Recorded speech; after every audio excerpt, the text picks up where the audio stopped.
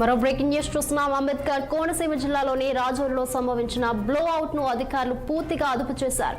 ఈ నెల 5న ఇర్సు మండలంలో జరిగిన బ్లో అవుట్ ప్రమాదంతో స్థానిక గ్రామాల ప్రజలు భయాందోళనకు గురయ్యారు. ఆర్సీఎంటీ హెచ్ శ్రీహరి ఆధ్వర్యంలో రెస్క్యూ ఆపరేషన్ చేస్తూ ఈ ఘటనను అదుపులోకి తీసుకొచ్చారు. బ్లో అవుట్ అదుపు చేయడంతో స్థానిక ప్రజలు, అధికారులు ఊపిరి పీల్చుకున్నారు.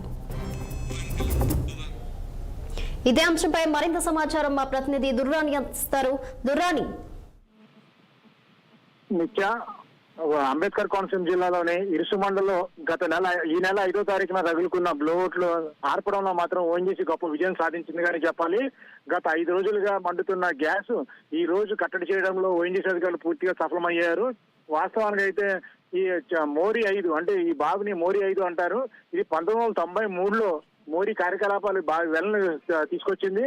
అయితే ఇందులో కేవలం గ్యాస్ సహజవాయువు మాత్రమే ఉందని, చమురు నిల్వలు లేవని తేలడంతోనే ఈ బావుని మూసివేశారు. సాధారణంగా ఓఎన్జీసీ అటు చమురు నిల్వలు ఇటు గ్యాస్ రెండు ఉన్న బావులకి వాటికి ప్రయోజనం ఉంటుంది, వాళ్ళకి కూడా ఆర్థికంగా లబ్ధి చేకూరుతుంది కాబట్టి వాటి జోలికి వెళ్తారు. కేవలం గ్యాస్ ఉన్న బావిని ఈ వాడకం ద్వారా ఎటువంటి ఉపయోగం లేదన్న నేపథ్యంలో పూర్తిగా ఈ బావిని మూసివేశారు. చాలా సంవత్సరాల నుంచి కార్యకలాపాలు సాగించట్లేదు.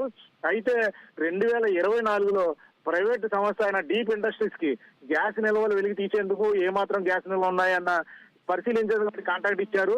డీప్ అప్పటికే 2500 మీటర్ల లోతుకి ఈ పరిశీలన జరుపుతున్న ఈ సంస్థ ఇంకొద్దిగా లోతుకి ఇంకా గ్యాస్ నిల్వలు ఉన్నాయని తెలియడంతో ఇంకొద్దిగా లోతుగా పరిశీలన ప్రారంభించేందుకు ప్రయత్నాలు చేశారు.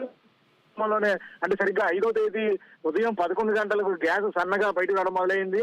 దీంతో అధికారులు గాని అక్కడ సిబ్బంది గాని ఒక్కసారిగా పరుగంగించుకున్నారు. అక్కడ అలా వదిలేసి 1 గంట తర్వాత గ్యాస్ వస్తున్న తర్వాత ఒక్కసారిగా మంటలు రాజుకోవడం, అలాగే ఆ గ్యాస్ విపరీతంగా మండుతూ భయంకరమైన శబ్దంతో స్థానిక ప్రజలను మాత్రం భయభ్రాంతికి గురి చేసింది. అయితే ఇరుసు మండలంలో ఉన్న ప్రజలు కానీ లక్కవరం ప్రజలను కానీ అప్రమత్తం చేయడంతో స్థానికంగా అధికారులు వచ్చి గ్రామాలను పూర్తిగా ఖాళీ చేయించేశారు.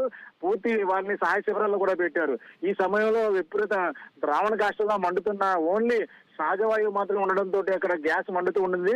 అయితే ఈ గ్యాస్ ని ఏ విధంగా కట్టడి చేయాలి అన్న కోణం అయితే కనుక ఎవరికి అంతుకు చెక్కలేదు.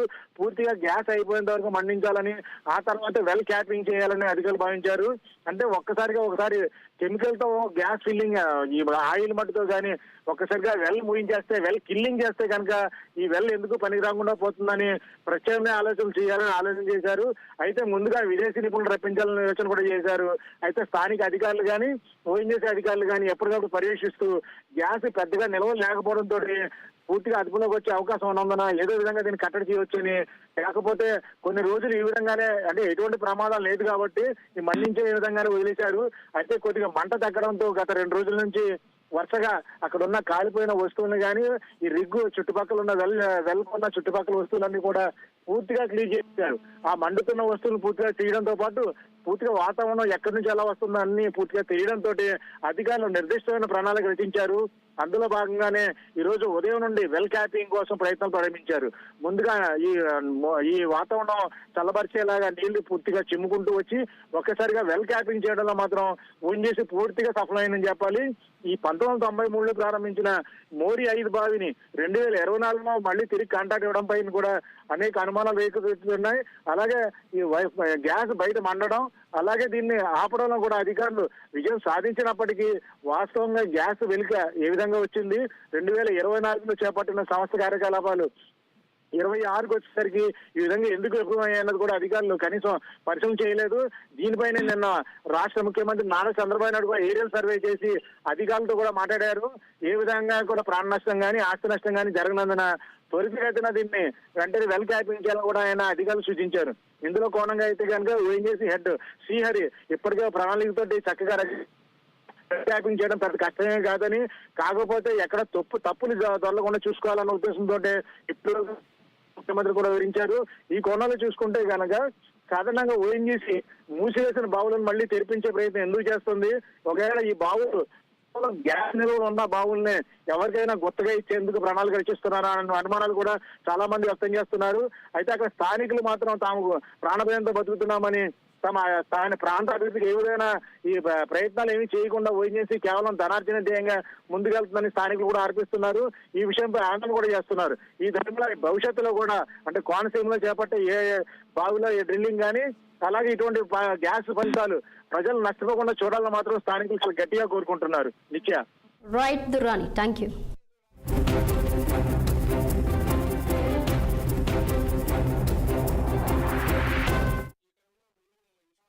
Behind the well Mori 5 has been successfully kept by ONGC with its own team and expertise and equipment in a record time of just 5 days, a little less than the 5 days. Incident happened on 5th of January and today is 10th of January.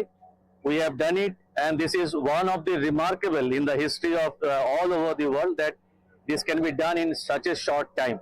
It is just because of the dedication, confidence of our team, efforts made along with the continuous support by local administration, our Honorable MP, Sri Harish Garu, Honorable MLA, Sri Varaprasad Garu, and everybody all around, including the local people, local communities who has extended their support, shown their confidence on ONGC, and we have been able to cap it.